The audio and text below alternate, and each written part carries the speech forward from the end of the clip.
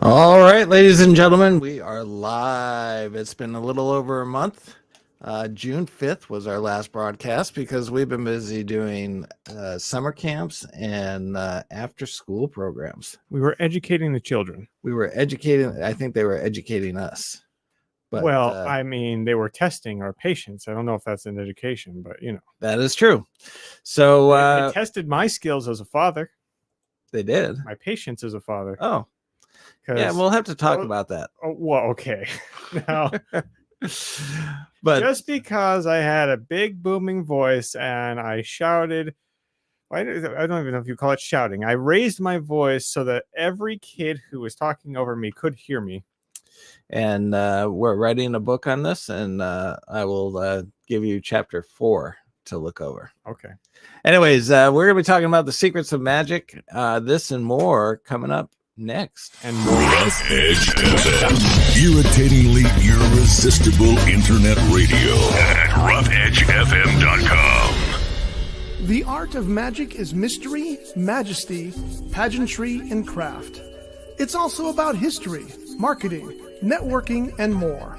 All of these topics and others are discussed on Magic Talk with your hosts, renowned magician James Lantine and owner of the White Rabbit Magic Shop, Joshua Lantine, now on Rough Edge FM. Ladies and gentlemen, it is I, James Lantine, and my son Joshua, as always, here to brighten up your day. I know everybody probably missed us, right? Actually, there were quite a few. I got calls and questions and one complaint as to why the heck we haven't had any new uploads. Because really, there are people who rely on us. Apparently, wow. I'm rather touched, actually. That's that makes me feel special.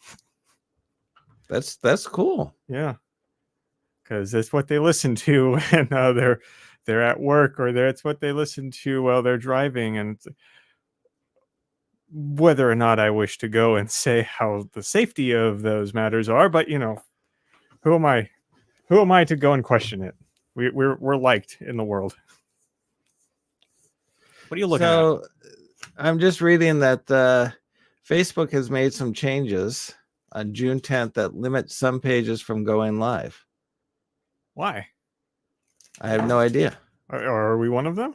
Well, our White Rabbit page is fine, but our Magic Talk page cannot go live, which is absolutely bogus. That sucks. Yeah, big brother.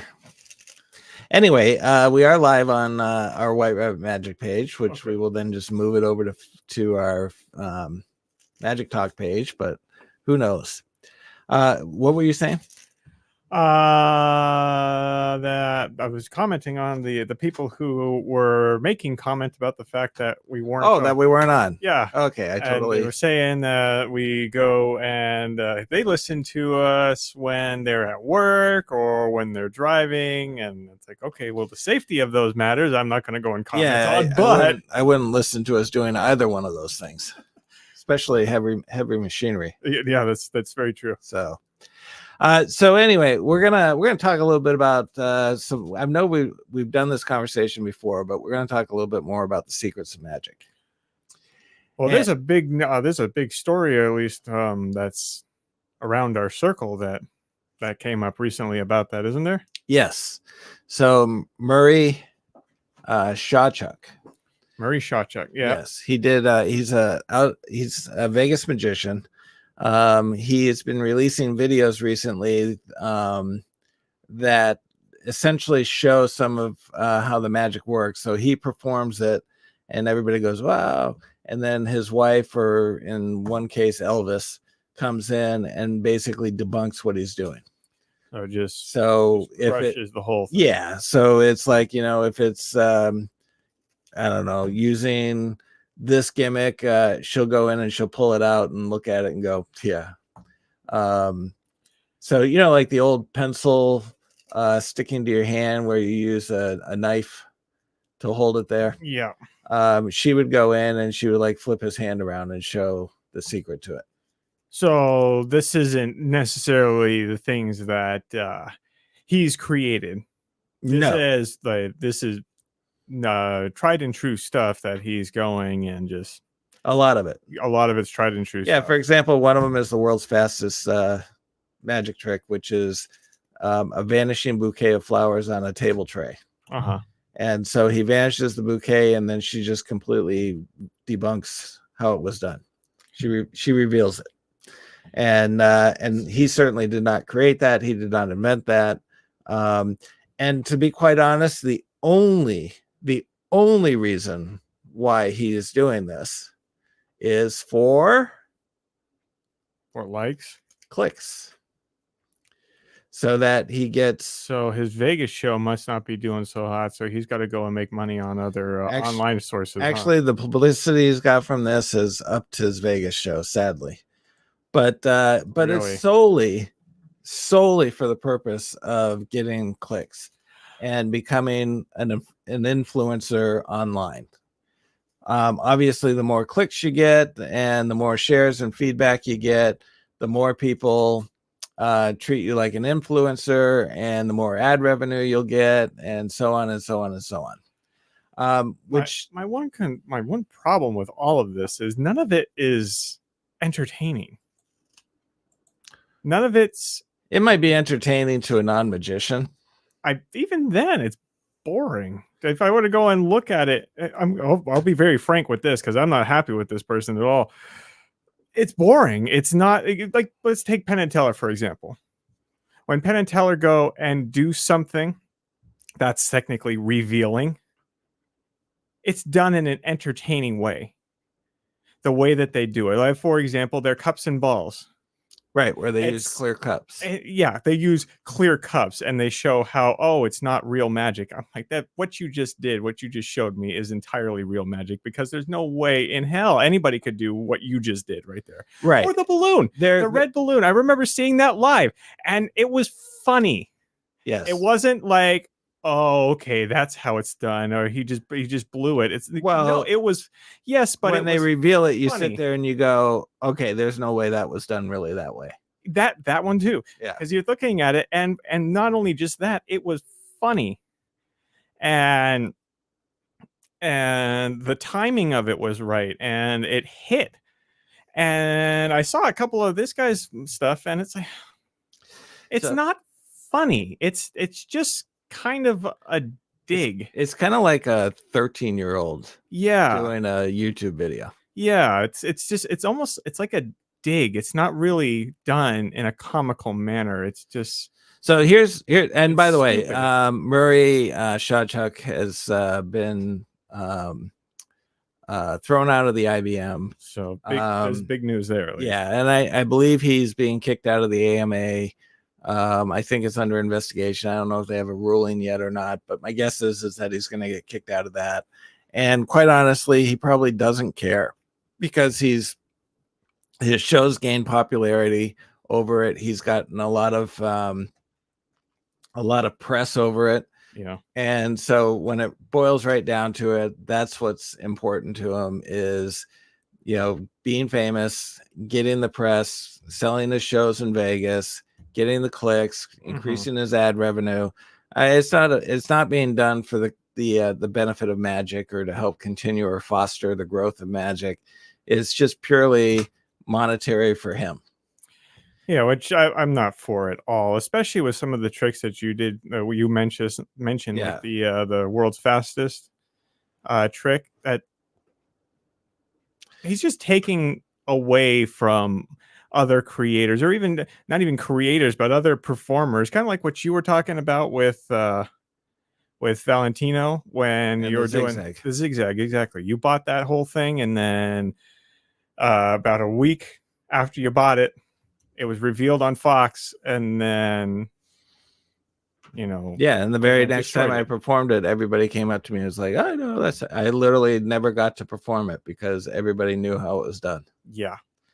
And so I kind of put him in the same category as Valentino, because even when Valentino got outed, his whole thing was, "Oh, I did it because of my love for magic, and I just wanted people to appreciate what goes behind into a magic effect and all this kind of stuff. And it's like, bull crap. Yes. You did it for the paycheck.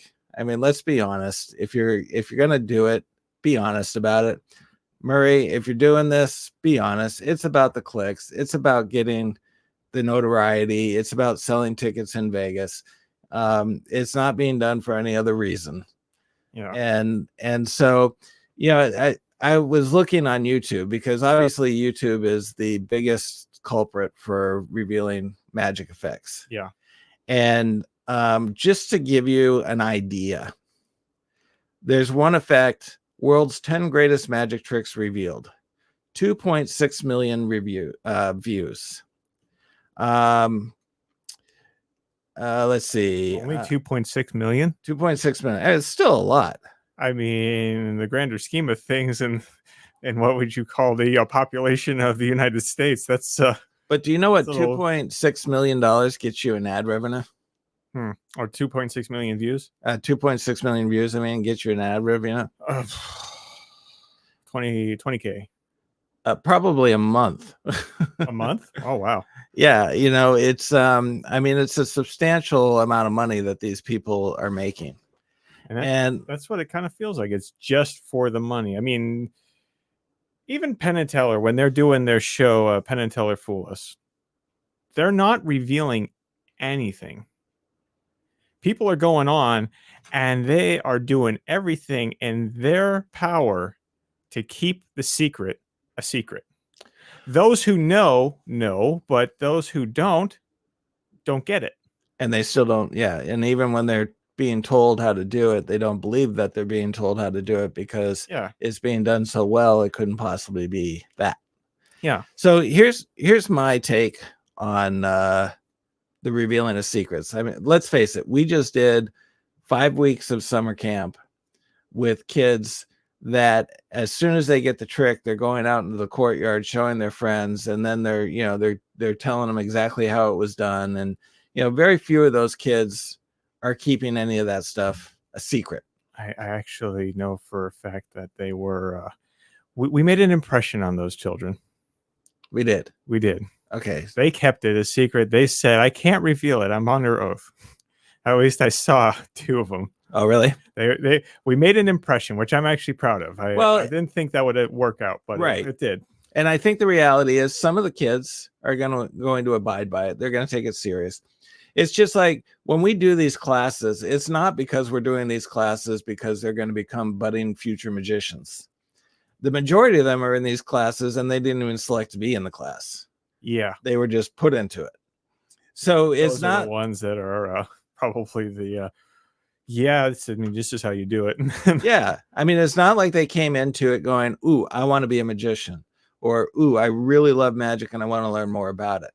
They came into it because we're in a summer program. They're offering a magic class. I'm in it. So here you go. So the reality is those kids aren't going to take magic seriously in the way that we would to garnish or protect the secret. Right? Yeah. Most of them. Right. Like you said. Yeah. There might be a few, and out of the 5-week groups, we might find 3 that we really inspired to want to learn more about magic and whatnot.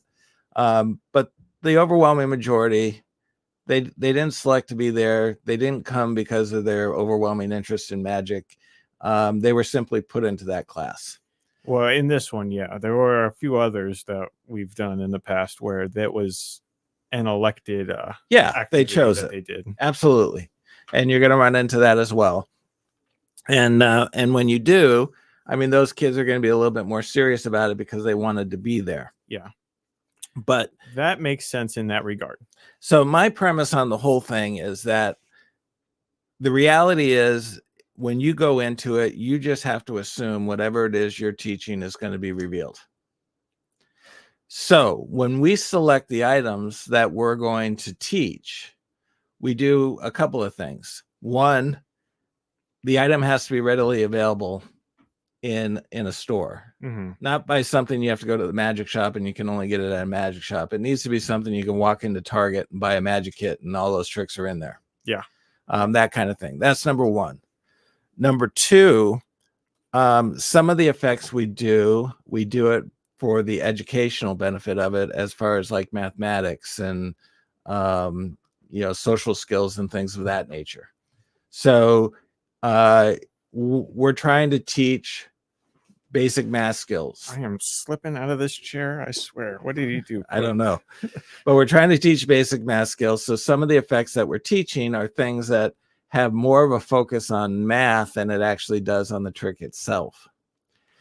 And the other thing that I use personally to gauge whether or not it's a trick I'm going to be used or that I'm going to teach is, can it be, how do I put it? Can it be out explained? Or that's maybe not the right term. Basically, it's a Penn and Teller type concept. If I teach you this trick, can I go then and perform it in front of you and still fool you? So having basically that it's the not really outed. Well, perfect example principle. is cups and balls. Yeah. We teach them how to pass a ball through the cup. Then we teach them how to do it again. Then we teach them how to pass it through 2 cups. And that's the end of it. But if you or I pulled out a set of cups and balls and we did that same trick for them, we could very easily say, now this is the set that you got out of your toy kit. Here's a professional set. Obviously, these two things do not work the same, because when they watch us perform it, they can't conceive how we could possibly be doing what we're doing the same way they were taught to do it. Mm-hmm. So to them, okay, I got this little toy set and I get it. It's got this whole thing. But boy, that professional set must work an entirely different way, because there's no way I could do what you just did with my set. Mm-hmm. So that's one principle. Same thing with the linking rings. Linking rings are found in a lot of magic kits. It's typically the one special ring and a solid ring, and then 2 linked. Now, I have kids that come up to me all the time, because I use it in my kids show, that say, oh, I know how that trick's done. I have that in my magic kit. And I just simply say, do you really think the rings that you got in your magic kit are the same rings that I'm using as a professional? Can your rings do what I just did? No. So it can be explained away, I guess, is the way I would use it. Yeah. So if these are effects that professionals are using, can it be explained away by watching a professional doing it and then them just being like, oh, no way. I can't. That's not possible that theirs is like mine. Yeah. And so that's, for me, that's why doing the cups and balls, 1, it's readily available in every magic kit. And 2, you can easily, if you perform the cups and balls as a professional, you can easily completely deceive them from believing that it's anything to do with what we just taught them. Yeah. Which makes that one is easy to make sense of that, because there's so much to that. Right. That one thing is not just the beginner principle. It's like, I don't know, 10 others that you could do with it. Right. So if you take a look at it, like Murray, are we divulging secrets to magic? Yes. Well, are we receiving monetary value as a result of those secrets? Yes. Are we revealing things that are not within the public domain, readily available in the public domain? No. And are we doing it for pure personal gain, or are we doing it to, 1, help better develop an individual, a child or whatever, and 2, perhaps get them interested and to help build up the magic community? I think that's where we separate. I think we do it in the aspect of mentorship, and we're not doing it like you just said, like some dweeb online who's just going to say, I know how that's done. Right. Because to be perfectly honest, that's what it looks like when you're doing what Murray did. Yeah, that's all it is. It's just a stupid dig. It's not even trying to go and say, hey, It's not going and saying, get interested in my show. It's oh, hey, look at this stupid thing that I can do and look how easy it is. Right. That's basically what it says, Yeah. which is also calling your audience stupid. Well, and I think We know a magician who says never, ever call your audience stupid. yeah, I think we know a few of them. Yeah. That's All they religiously follow that one. right, I'm gonna have to take you off for a second because What did I your do? camera Oh. just stopped functioning. Cool. Yeah. Thank you. I don't know why it does that. Doesn't like me. Yeah, probably not. Maybe it doesn't like me shouting at it. It might be. Were you mean to it? I don't know. It's My still wife says I have a tone problem and I need to work on it. okay. Whatever the heck that means. Yay, look at that. All right, so we'll give you that one and see how long that one lasts. The joys of technology. So, We can debunk and reveal the crap out of those things because Yeah. none of them work anyway. yeah. And so I think like we were saying, we are truly trying to do it, one, for educational benefits, two, I mean, yes, we're getting paid. And Everyone's gotta get obviously, paid. right. And obviously that's a motive. One of the motives to wanting to do this is so that you can earn a living doing magic. Yeah. But it's something you love and it's something that you want to see succeed and flourish. And we are truly doing it to help foster future growth. Yeah. Because we want more customers for our magic shop. Yeah. Wow, really? Are we any different? I don't Yeah, I know know. anymore.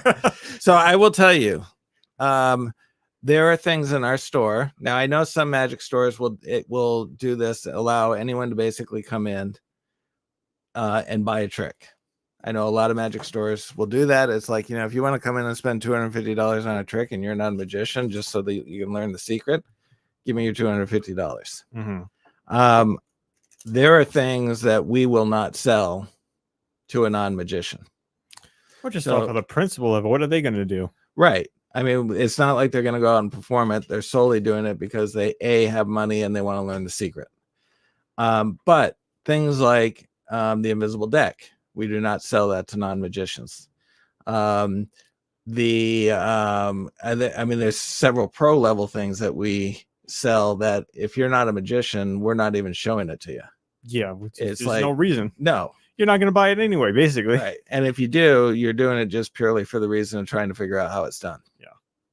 So, so I'm proud to say that we do have some scruples. Yeah. When it comes to that.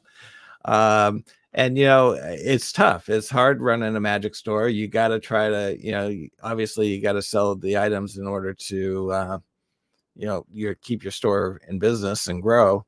But I think there's a line that you maybe shouldn't necessarily cross. Yeah, there's a good way and a bad way. And, hopefully with going and doing it the way you were talking about, you can foster the growth and then they can come back and then they can get it later because, hey, look, we just made a magician. Right.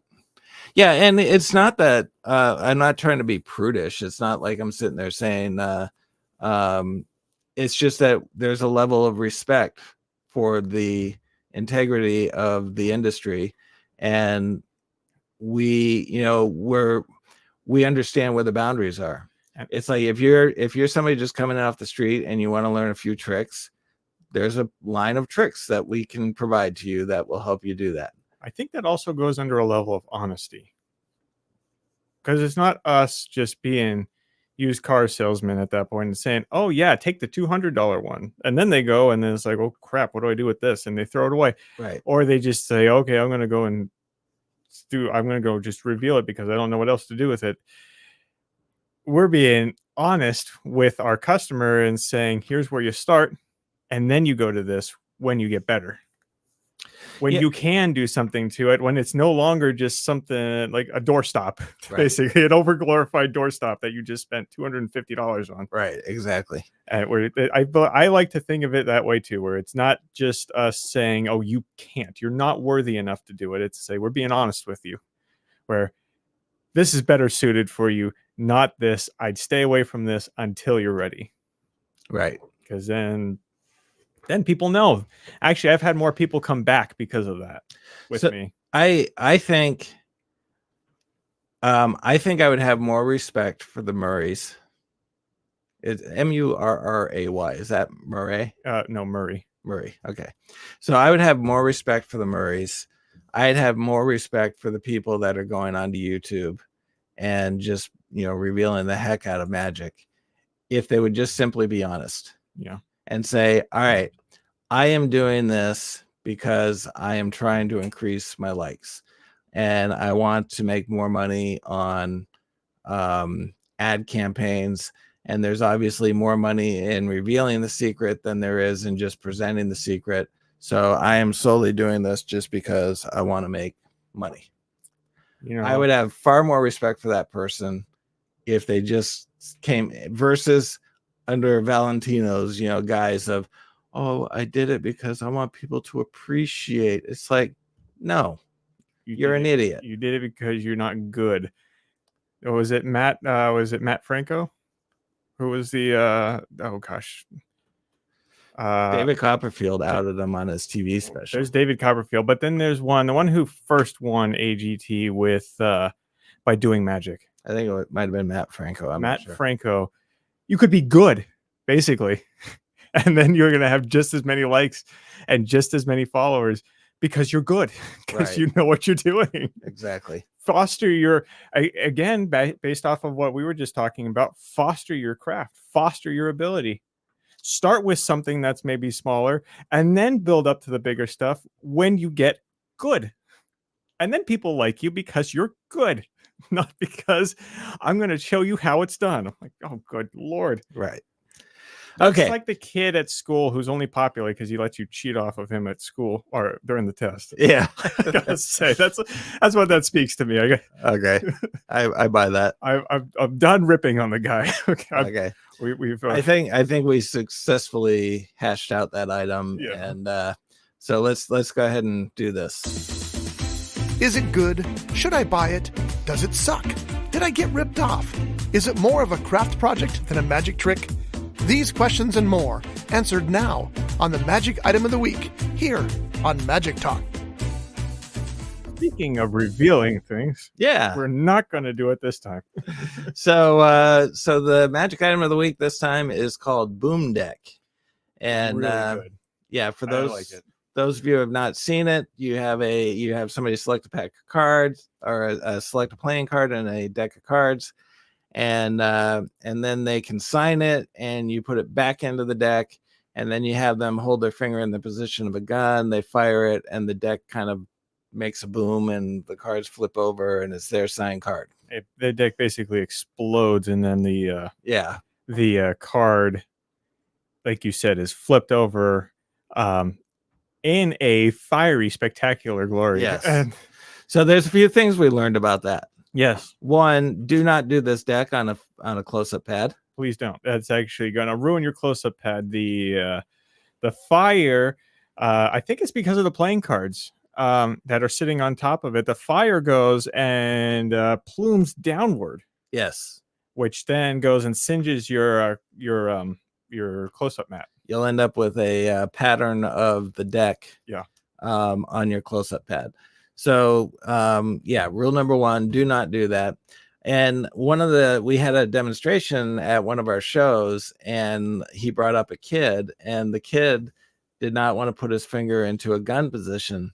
And so I got a little finger gun. Yeah, so I suggested to him, I said, if you get somebody like a kid like that, instead of trying to get them to do the gun, because there's so many people that are sensitive about that, do it as a magic wand. That still works. Actually, if you just have a magic wand in your pocket, you have that just in case. Yeah, let them do it. Let them do it with that if you're going to pick a kid. And so it's a very Harry Potter had some what do they call that, the fire spells? Oh yeah. So you could definitely do that. Yeah, do a fire spell. That would be cool. So it sells for $110. It's a cool little effect. Yeah. Definitely visual. You will have problems because it does involve fire. And depending on the state you live in, yes, and there is a certain level of sensitivity to the way you have to pre-set up the trick in order to make it do the thing it's supposed to do. Right. I think that's, when you put the card back in the deck, the number of cards that are on top of that deck are the selected card, and then also so like I said, how you pre-packaged or pre-prepped the deck itself. Right. You have to use cotton. You can't use paper. Mm-hmm. That's a little Penn and Teller code. But so in the state of California, you obviously can't use fire effects unless you have a pyro license. In the state of California, you can't use either. Yeah.